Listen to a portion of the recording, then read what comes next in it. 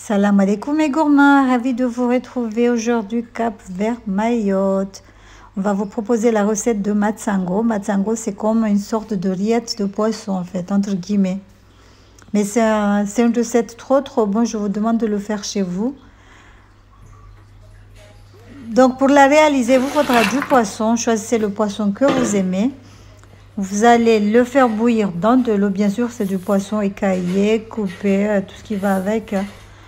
Donc on va le faire bouillir dans de l'eau salée. Moi c'est des morceaux de dorade congelés. Donc voilà. En soi bien j'ai revisité un tout petit peu à ma façon. Bref, c'est comme quand je faisais le kakamkou, j'ai mis les mêmes épices. Donc il vous faudra des oignons, du curcuma. Mais moi j'ai rajouté des tomates et du bilimbi. Mais normalement dans la recette du truc là, du matsango, on ne met pas de tomates ni de bilimbi, mais je voulais rajouter un tout petit peu pour voir ce que ça va donner. Donc là, je découpe le curcuma frais. Si vous n'avez pas du frais, vous pouvez utiliser celui du centre commercial en poudre, ça marche aussi. On va écraser. Comme je vous ai dit, je voulais vraiment rester dans le thème, hein. Là, j'ai écrasé. Ça change quand on écrase les épices avec la main comme ça.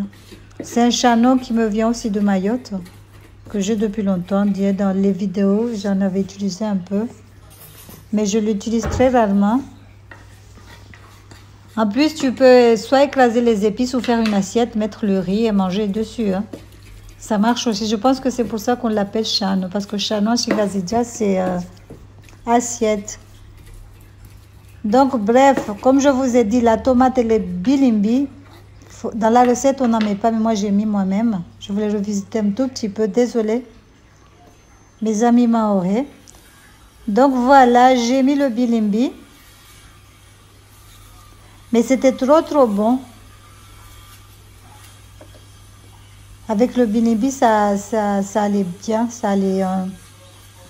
La dorade et le bilimbi, ça fait, oh là là, ça fait un joli couple, hein. C'est trop bon. Donc là, je découpe le bilimbi. On va rajouter les tomates aussi. J'ai découpé les tomates. Je vais rajouter des épices du masala, de la oulamtouzi. J'ai un petit peu fait la recette à ma façon, hein. Donc là, le poisson, c'est bon, il est cuit. Je vais l'égoutter. Je vais mettre dans une assiette, je vais écraser, je vais réduire en miettes. Vous pouvez le faire à la main aussi, ça marche. Mais comme j'avais pas de gants, j'ai préféré le faire avec la fourchette. Donc voilà. Dans la casserole, la même casserole que j'ai utilisée pour faire bouillir le poisson, je vais le garder. Je vais venir ajouter un filet d'huile d'olive, rajouter la matière grasse que vous aimez.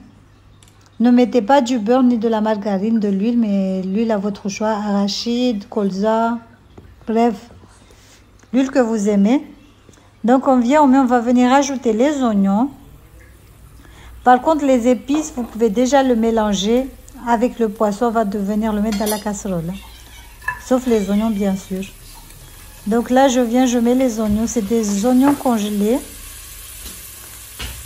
En fait j'ai toujours du congelé à la maison, ça aide toujours, hein. Ça dépanne souvent. Donc voilà, on va faire caraméliser vite fait les oignons. Ensuite, on va venir ajouter tous les ingrédients. On va rajouter les épices. Tomates, curcuma, bilimbi, masala. Et comme je vous ai dit, la tomate et le bilimbi, on n'en met pas dans la recette. Dans la vraie recette, on n'en met pas. Moi, je voulais revisiter un tout petit peu à ma façon pour voir ce que ça donne. En tout cas, c'était trop bon. J'ai mis les mêmes épices que je mets quand je fais la même chose, quand je fais le kakamkou. Le poisson bouilli, là, la soupe. La soupe de poisson, comme je l'appelle. Donc voilà, là j'ai mis les épices. On va venir ajouter le thon. La dorade plutôt, c'est pas du thon, c'est de la dorade.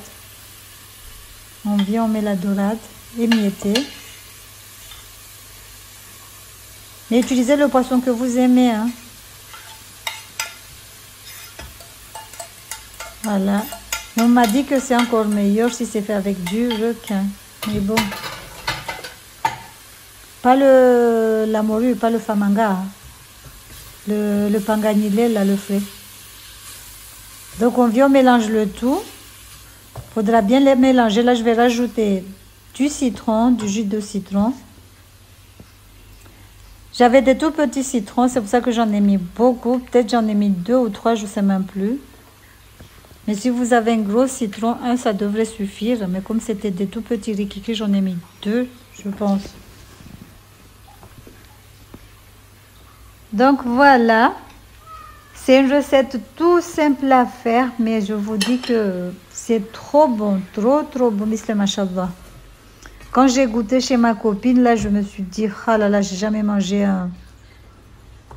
du poisson aussi bon que le matango. Donc, merci Ansoabia pour la recette. Hein.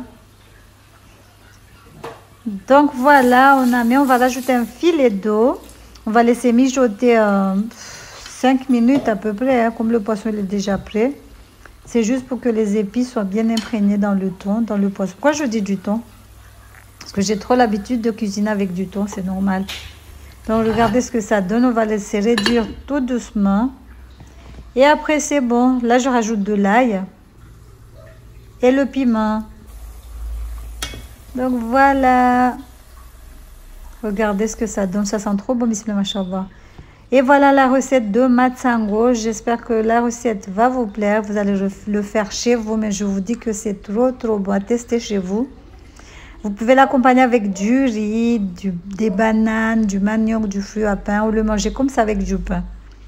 Salam alaikum. Assobia, je te fais de gros bisous. Merci pour la recette.